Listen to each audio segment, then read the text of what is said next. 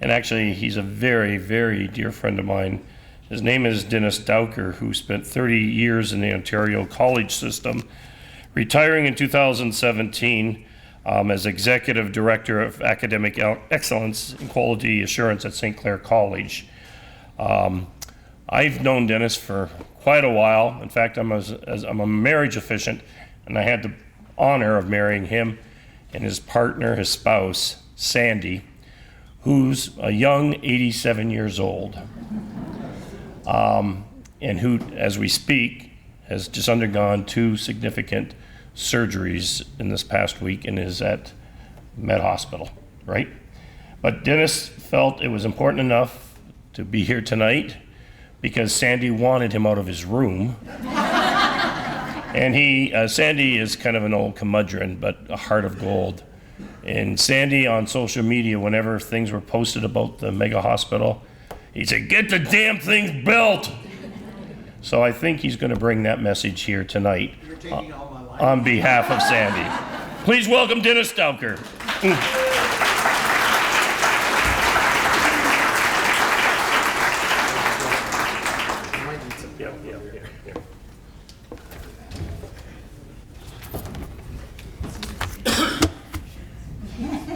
He did steal an awful lot of my lines, that's for sure.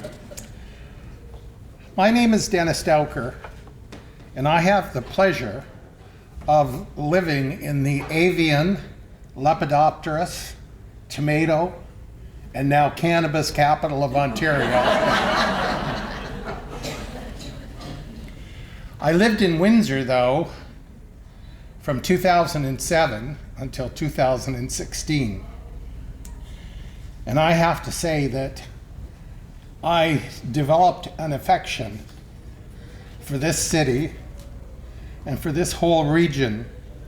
And I sometimes wonder why people who live here put it down. There is no reason to do that. This is a marvelous part of the country to live, as far as I'm concerned.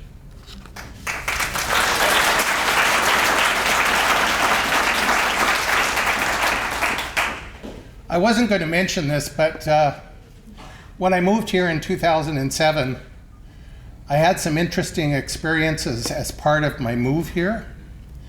I was in Toronto waiting for the movers, and I had hired Windsor movers because I knew I was going to have to store my stuff for a while.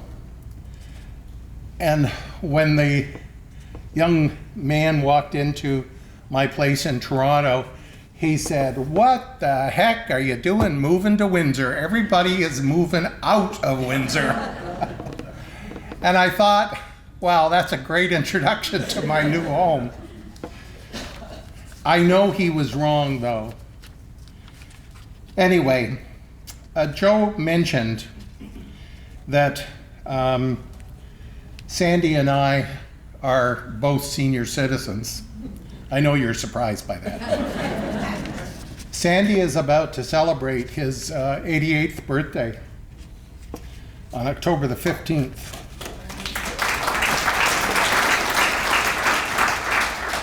And I'm closing in on my 74th.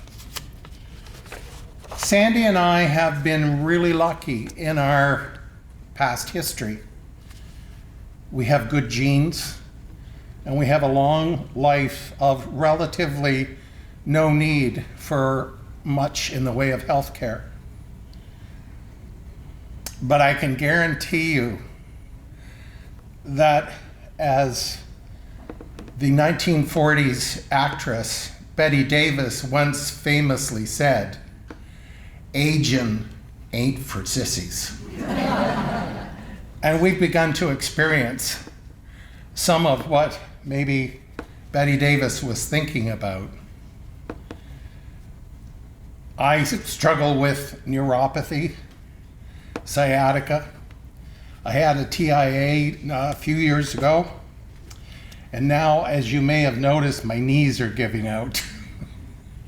Luckily, I've escaped diabetes and some of the things that you would think I might be afflicted with. Sandy has been really good up until, well, he was in his 80s before he had any health problems. But we're both at the age now where we're experiencing a need for really good health care. And health care that I would say we have here in terms of our personnel, and I've heard others say this, I believe that I've obtained some of the best health care here that I've ever had any place that I've lived previously, and that includes London and Toronto. One of the things that both Sandy and I have experienced is arriving at what is now the Erie Shores Hospital by ambulance and being looked after there. And at least both of us on two separate, different occasions needed to come to Windsor. And as Joe mentioned, I've spent the last few days at Met Campus, down in the dungeons and up in the room with Sandy. And it is a facility whose time is past and needs to be replaced. What I was going to say is that in my experience of living out in the county, that the hospitals coordinate and integrate their services the best that they can possibly do. And I think that is what good healthcare is all about. And it's the same thing here in the city of Windsor. The new mega hospital will be, as I described it, the wellspring of the health services that we receive. But it'll be coordinated and integrated with the other hospitals in this city and the other healthcare, the only other healthcare facility in the county that I understand anyways. And I think that's an important point, because that means that we all have access to the same level of care.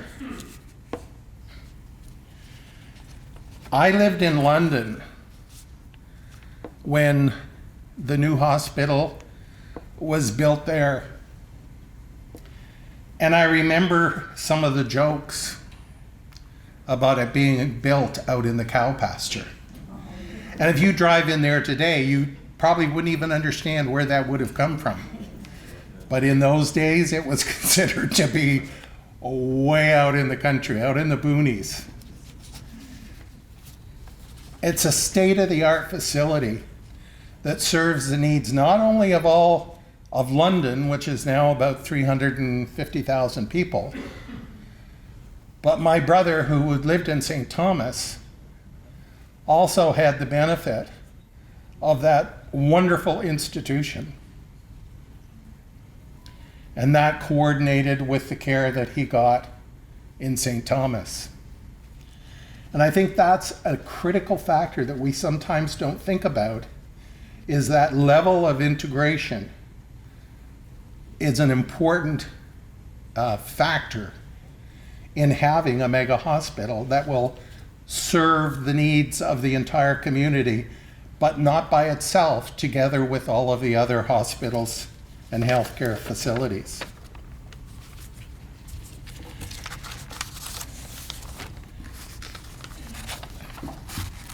Joe is right. Sandy is not a political person. He hasn't got time to, if I turn on the television and I'm watching my usual MSNBC, he disappears. He's not interested in politics.